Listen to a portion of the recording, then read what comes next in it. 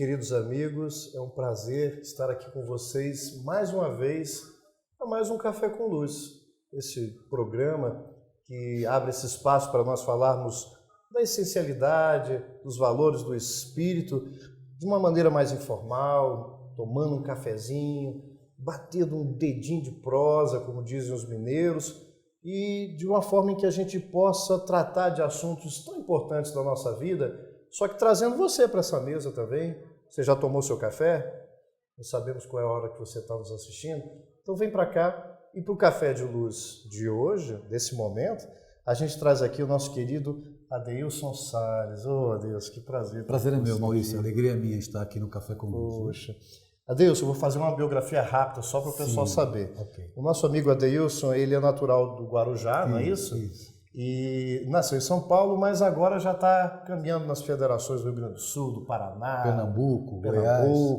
E o trabalho dentro do movimento espírita do nosso amigo está muito direcionado à infância, à juventude. Então a literatura espírita, porque é o nosso lastro, né? Verdade. Mas não só preso a isso, né? Porque o que é do bem pode ser compartilhado com todos. E é sobre esse trabalho que o Adeilson, inclusive, pela FEB, editora, né? Está com trabalhos também, além de outros. E a gente vai falar não só do trabalho específico, Adeilson. Então, para a gente começar esse nosso café, eu queria que você colocasse um pouquinho por que há essa necessidade da gente ter uma atenção especial para tratar desse assunto evangelho, né? Vamos falar de evangelho. Para esse público, é simplesmente o lado lúdico? Quais são as preocupações atuais que a gente precisa estar com isso em mente? Bom, Maurício, nós temos que nos preocupar, como reencarnacionistas que somos, com os lares e as famílias que irão nos receber no futuro. E isso só pode se dar de uma maneira assim tranquila e equilibrada, cuidando das crianças e dos jovens. Então, a minha preocupação com relação à literatura infanto-juvenil, ao trabalho voltado para a criança e para o jovem, é que eu vou ter que reencarnar. E o quadro hoje do mundo está muito complicado, muito complexo, e faltam referências positivas para a criança, para o jovem e para a própria família de uma maneira geral. Então, quando eu escrevi o primeiro livro infantil, lançado pela FEB, na Bienal do Rio de Janeiro, em 2007, Belinha e Ela Gata Bernadette, em homenagem à minha neta, a Isabela, eu tinha já uma preocupação em passar uma informação para a criança, na época uma criança, minha neta, uma informação pedagogicamente adequada, que ela tivesse acesso a essas informações que me fazem tão bem acerca da doutrina espírita. Só que a Isabela era criança em 2007 e hoje já é uma adolescente. Então ela cresceu e eu fui procurar livros. Como é que eu vou conversar com ela agora, né? A pedagogia. Sem dúvida. O recurso muda, tem que mudar. Sim. E as necessidades são outras, não é? E aí eu me preocupei em literatura juvenil e procurei, e não encontrei muita coisa. Para tratar de evangelho. E evangelho no sentido de não é o meu, o seu. O evangelho como fonte de amor, como proposta de ética dos valores de Jesus, né? Sim, mas veja, Maurício, para adaptar essa linguagem, como eu não encontrei recursos no próprio meio espírita, eu abracei a literatura laica. Então eu fui ler os grandes autores da literatura laica. Que bacana. Então eu ia no sebo, comprava 4, 5, 10 livros e lia os livros, até que a mente, a espiritualidade me inspirando, foi me abrindo os caminhos e eu comecei a escrever para o público juvenil. Porque, se você me permite fazer aí parafraseando aquela mensagem da doutrina espírita que diz que a bandeira do espiritismo que diz que fora da caridade não há salvação, eu afirmaria hoje, sem medo de errar, que fora da educação não tem solução. E a educação que eu me refiro não é a educação acadêmica, aquela que forma. Essa a gente chama de instrução, né? Sim. Segundo Kardec, educação é a arte de formar caracteres. E a gente puxa isso de dentro. Sim. Era difícil entender isso, sabia, Deilson? Eu tenho certeza, de tirar de dentro. Como é que você pensa isso? Porque as pessoas falam, não, é um ato externo, né? Eu acho que a educação é um ato provocativo com potencial humano. É buscar... Ficou bonito agora? Não, ficou bonito e é verdade. Veja, é despertar o Cristo que há na criança e no jovem. O Cristo que há em você, ele deve ser despertado. E a proposta de educação, que o Espiritismo é uma proposta educativa, não é uma proposta salvacionista. Essa salvação, adaptando o linguajar que vai mudando também, a salvação é esse nosso encontro, né, com esse clima de paz, que independente dos problemas, né? E a linguagem precisa ser adequada, não só o universo infantil, mas o universo infantil juvenil também caminha com a evolução da nossa sociedade. Sem dúvida alguma. Eu entendo que a linguagem dos livros infantis de 20, 30 anos atrás não está obsoleta, mas nós não podemos melhorar isso? Ah, sem dúvida, sem dúvida. Veja, eu fiz a adaptação do livro Paulo e Estevão para jovens. Lancei pela Federação Espírita Brasileira e pela Federação Espírita do Rio Grande do Sul. Foi o primeiro livro, na época, lançado em parceria por duas federativas. E foi um trabalho, é uma obra-prima. Particularmente, eu entendo que é o maior livro espírita de todos os tempos, aquele que toca o coração. Eu li 5 vezes Paulo e Estevão. Talvez por isso eu tenha conseguido esse feito de fazer a adaptação. Eu não poderia extrair nem modificar o conteúdo maravilhoso, mas as palavras deveriam ser adequadas, porque ali existem muitas palavras de um linguajar mais rebuscado e a galera não ia entender o que se está querendo passar. O livro Paulo e Estevão, que é denso, grosso, o jovem, a grande maioria, tem dificuldades em ler livros assim, né, com esse conteúdo. E aí nós fizemos vamos dizer assim, um resumão, né, mas contando a história de uma forma bem singela, e o livro adaptando a linguagem, como você falou agora há pouco, dessa necessidade, e trouxemos para a criança, para o jovem leitor, esse livro que é realmente uma fonte de luz. E você não está substituindo a obra principal? Não, de forma alguma. É uma forma de despertar atenção para até uma outra etapa, né? Bom, pessoal, a gente tem o quê? Mais um minutinho? Então tá bom, nós vamos fechar esse primeiro bloco, viu, Adeilson? Mas aproveitando aquilo que você estava falando, só porque o nosso convidado que está tomando um café aí junto com a gente, para a gente começar o outro também falando infância, juventude, madureza, senectude, né?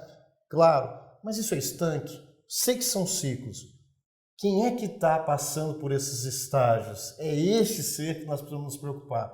Mas isso a gente vai poder tratar no próximo bloco. Até daqui a pouco, pessoal.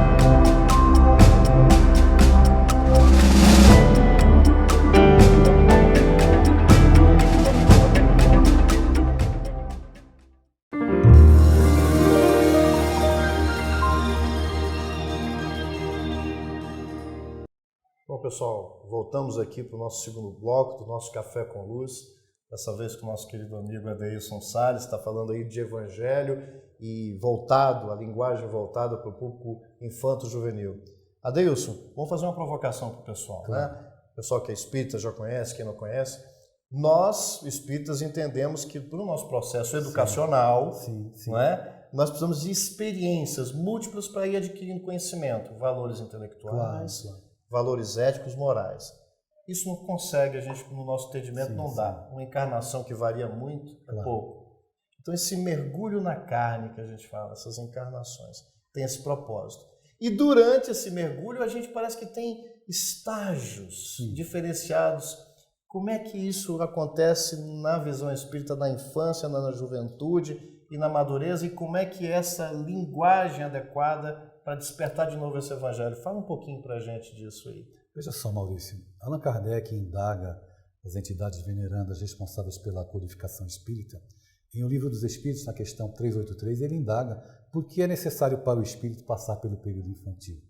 E eles são muito claros nas respostas, dizendo que é necessário ao espírito passar pelo período infantil, porque é justamente nessa fase em que o coraçãozinho está ali pronto para receber a semente do exemplo, do carinho, né, que vão auxiliar na formação desse ser agora reencarnado.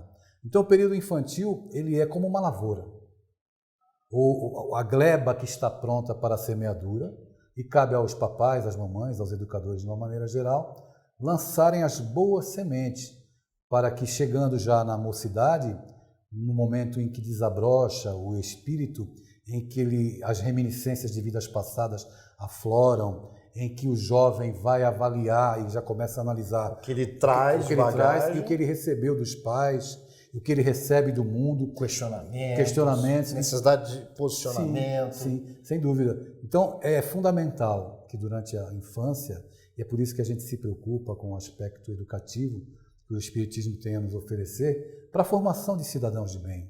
Realmente, uma criança educada hoje é um perturbado a menos na fila do passe amanhã. E na sociedade, porque quando a gente fala em educação dessa forma, o pessoal está nos assistindo, esse pessoal está querendo enquadrar esse negócio de evangelho, parece... Não! Quanto mais eu educo, quanto mais eu diferencio o que é certo e errado, e não é tão difícil assim, o que é errado prejudica não só a mim, prejudica os outros, essa noção de justiça que nós estamos usando nos dias de hoje. Por que a sociedade está tão complicada? Porque nós estamos terceirizando processos educacionais, que é a formação de caráter, confundindo com a instrução que também é necessária. Sem dúvida. E aí, todo mundo está preocupado com a questão ecológica, que é fundamental, mas nós temos que falar de uma ecologia maior. A gente está preocupado, que mundo nós vamos deixar para os nossos filhos? E tem um clichê, não sei quem foi, que filhos é que nós vamos deixar para esse mundo? É verdade. A gente preocupado com as preocupações legítimas do dia a dia. Veja só, Maurício. E o que nós estamos fazendo com esses meninos? Não tem tempo para eles. Você veja a necessidade de uma mensagem espiritualizante, que quando eu lancei os primeiros livros pela FEB, eu nunca planejei que os livros fossem parar dentro das escolas, e foram. Olha que legal. Então, hoje eu faço muitas palestras em escolas, convidados para contar a história para crianças, conversar com os jovens e adolescentes de uma maneira geral e também com professores e pais. Então, eu nunca imaginei, mas o livro, a espiritualidade é que cuida disso, você escreve um livro e ele já não lhe pertence mais. Porque até ali no ato de escrever você está em parceria recebendo a inspiração. E há necessidade hoje premente de você levar uma informação para a criança e para o jovem que traga ao despertar desse Cristo interior que cada um tem dentro de si. E esse despertar ele só não é sadio quando, na verdade, a gente falseia, ele não despertou. Sem dúvida. Aí eu me visto de uma capa ou da intolerância ou da rigidez absoluta, que é sempre um desafio nas relações. É verdade. Então, criança dá trabalho?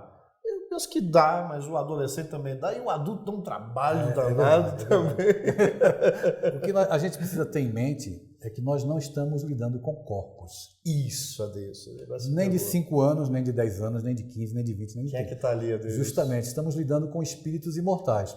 A criança, ela vai revelando as suas tendências, mas, de fato, a paternidade e a maternidade é uma missão, porque é justamente nesse período em que nós podemos auxiliar esses espíritos que voltam às lutas do mundo a ter um caminhar mais suave, mais equilibrado, porque a responsabilidade é nossa.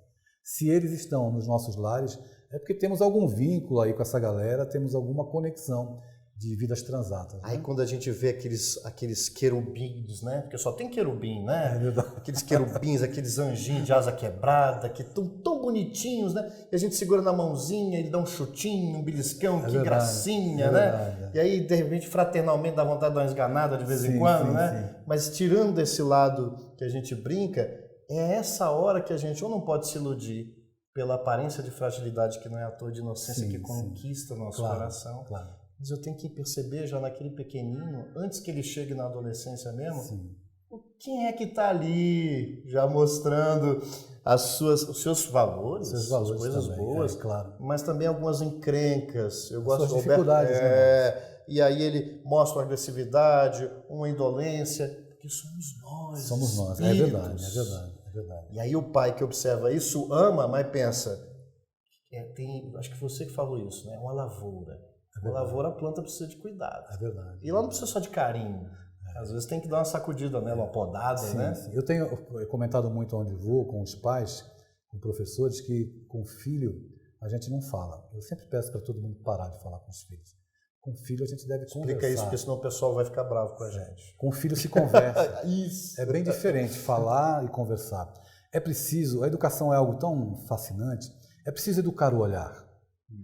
Nós que estamos aí vinculados à proposta espírita, precisamos entender que o nosso olhar para a criança, para esses seres que estão aí sob nossa responsabilidade, ele precisa ser mais abrangente, um olhar mais holístico, mais integral, para que a gente não contemple apenas o ser que está no corpo. Observe, Maurício, a criança vai para a escola, tem 10 disciplinas na escola, tira 9 notas altas e 1 nota baixa. Quando chega em casa, qual é a nota que o papai vai valorizar? A nota baixa. O que aconteceu aqui? Justamente. É interessante, mas ele tirou 9 notas altas.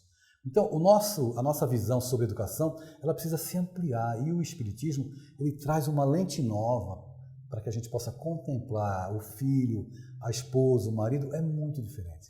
E aí vem um recadinho. Estamos acabando, né, pessoal, esse bloco? E que é importantíssimo.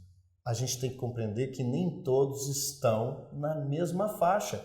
Se a gente sabe que aquele aluno está esforçando, está dando o melhor de si, o melhor de si dele é 5, 6, eu não tenho que brigar porque ele ainda não está conseguindo 9, eu tenho que estimulá-lo. Olha a estratégia pedagógica. É verdade.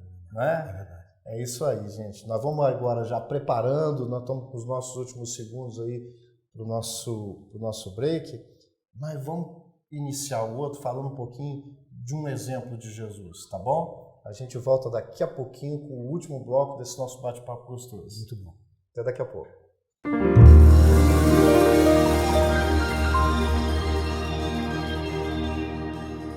Você já conhece a Livraria da FEB?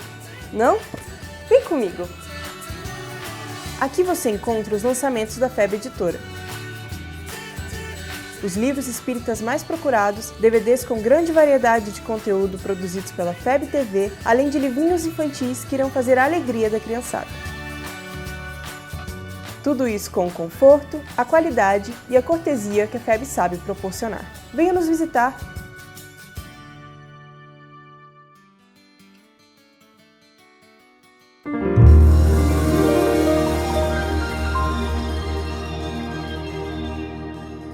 Meus amigos, voltamos aí do nosso pequeno intervalo, estamos aqui no Café com Luz, nosso amigo Adeilson, nós estamos falando de infância, juventude, de romagem dos espíritos, de linguagem adequada para a gente estimular esse processo de educação. E nessa nossa conversa, Adeilson, eu queria, nesse último bloco, a gente pegar, tem uma obra aí, né, que é o Boa Nova, de Humberto de Campos, pela psicografia do Chico Xavier, é um livro fantástico. A gente tem que ler. Tem que ler, é verdade. E tem um capítulo que fala velhos e moços. Hoje em dia ninguém quer ser velho, né? Porque é um estado da alma, né? É verdade, é verdade. E até a questão do corpo físico ir desgastando também está mudando, né? É verdade, é verdade. Hoje um senhor de 50 anos falando que o senhor, sou jovem, né? É verdade. Então também sou jovem há mais tempo. Sou jovem há mais tempo, eu também estou nessa, já estou começando a usar esse clichê. E nesse capítulo, Jesus, nessa sua lida com os discípulos, que é muito bonita porque ele é mestre, mas ele se coloca como um amigo, não é que nem a gente que acha que sabe um pouquinho já. Sim. Dá uma empombada, já levanta né? um pouquinho o nariz, né? Eu sou autor, é verdade, sou palestrante, é sou, verdade, né? E aí não, o mestre era amigo, era companheiro, era um irmãozão. E nesse laço, os discípulos foram também pegando essa rotina. Claro. E nesse capítulo tá ali Tiago, jovem, cheio de energia, e às vezes falava que Pedro, né, cheio de obrigação, já tá velho, não sei o quê, e Pedro ficou meio chateado com essa história. Será que eu dou conta? Eu tô me sentindo fraco. Esse negócio de movimento espírita, né, Deus? Deixa para os jovens, né? Ou o jovem achando que o velho não dá conta, o velho achando que o jovem não tem responsabilidade. Houve isso também no colégio de discípulos, né? E aí o mestre dá uma cutucada e fala, e Deus tem idade? E fala que a juventude é a infância é a ramagem, a juventude são as flores e a experiência são os frutos. Como é que é isso no dia a dia aí, Adilson, na tua prática com os jovens, na literatura? Dá pra gente entender dessa forma mesmo? Eu me surpreendo, eu nunca imaginei que eu fosse um dia escrever alguma coisa para os jovens. E eu percebo que toda a relação, independente de idade, ela é baseada na honestidade com que você trata o teu interlocutor. Então, quando um jovem me faz uma pergunta nas escolas sobre sexo, sobre sexualidade, eu não saio pela tangente, eu olho nos olhos dele como pai, como educador e converso naturalmente. Não existem barreiras quando há um diálogo que sintonize honestamente com o coração do interlocutor. Então eu me dou muito bem com o jovem, me dou muito bem com a criança, porque a gente sempre trata de uma maneira muito respeitosa. Nós somos herdeiros de uma educação muito impositiva. Então, um estágio, né? Foi um estágio. O meu pai, ele não admitia que eu contestasse absolutamente nada do que ele colocasse. E hoje não. O jovem quer saber por quê. Se você diz que não, ele quer saber por que não. Se você diz que sim, ele quer saber por que sim. Então, o que eu vejo claramente é que não existe, na realidade, a condição de uma idade avançada fisicamente falando. O que existe em muitos momentos, é a dificuldade de dialogar, entender e aceitar o mundo do outro, o universo em que o outro está transitando. Não dá para você conhecer seu filho, jovem, adolescente, sem que você participe do mundo dele. Jesus dialogava conosco, tinha autoridade moral, sim, exercia essa autoridade, tinha respeito e não tinha bagunça. Mas ele não exercia autoritarismo, né, Maurício? Isso. Então, a autoridade é uma coisa, autoritarismo é outra. Quando a autoridade, ela é moral, ela é pelo exemplo. Tudo que a gente faz em casa, na rua, onde tem uma criança e um jovem, eles estão nos observando. Então, não tem como você ter um discurso eloquente e muito pomposo para o teu filho adolescente e em casa você age de uma maneira diferente. Ele está vendo o que você está fazendo. Então, está vendo o que está fazendo e também, às vezes, nós estamos sentindo que a gente quer educá-lo sem criar pontes. Você falou em barreiras. Sim. Como é que eu crio ponte com um jovem se eu quero usar sempre do linguajar ou das estratégias que eu lido na fase adulta? Também não é necessário criar essas pontes? É necessário criar pontes. E essas pontes são criadas quando nós nos permitimos ter paciência para ouvir um pouquinho das músicas que eles gostam de ouvir, sem recriminar. Quando nós nos permitimos não adjetivar os nossos filhos. Senão, quando nós não criamos comparações dos nossos filhos com o filho do vizinho ou com o outro irmão dentro de casa.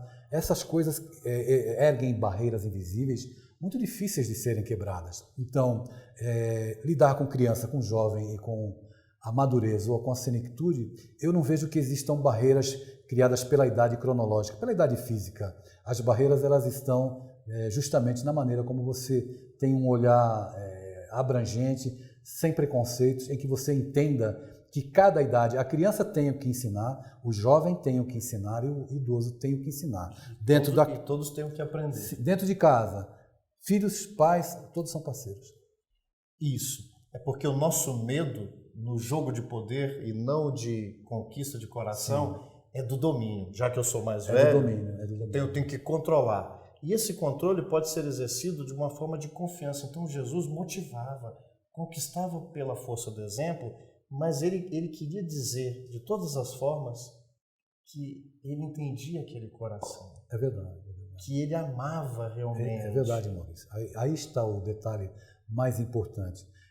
Auscultar a alma, o coração. E para isso, nós precisamos educar os nossos ouvidos, porque o processo de educação é amplo, educar a nossa maneira de ver. Então veja o quanto nós temos ainda a aprender com isso. Aprender, é verdade. Para a gente fechar nosso bate-papo, o pessoal está nos alertando, eu vou pedir permissão para ler para vocês. Claro. E você faz o fecho para a gente. Tá bom? É dentro desse capítulo Velhos e Moços, isso Jesus, né, falando para Pedro. Sim. Olha só, Pedro, você acha que os moços de amanhã poderão fazer alguma coisa sem os trabalhos dos que agora estão envelhecendo? Olha que bacana. Poderia a árvore viver sem a raiz, a alma sem Deus? Lembra-te da tua parte de esforço, Pedro. E não te preocupes com a obra que pertence ao Todo-Poderoso. Ou seja, a obra pertence a Deus, mas eu tenho que fazer a minha parte. Sim. Sobretudo, não ouvides que a nossa tarefa para a dignidade perfeita das nossas almas não deve ser intransferível. Aí ele vai falando. Olha, não te magoe a palestra dos jovens na terra. Né? A flor no mundo pode ser o princípio do fruto, mas também pode enfeitar o cortejo das ilusões. Né? Aí olha só, ele fecha, olha, vai, tem bom ânimo. Um velho sem esperança em Deus é um irmão triste da noite, mas eu venho trazer ao mundo as claridades de um dia perene.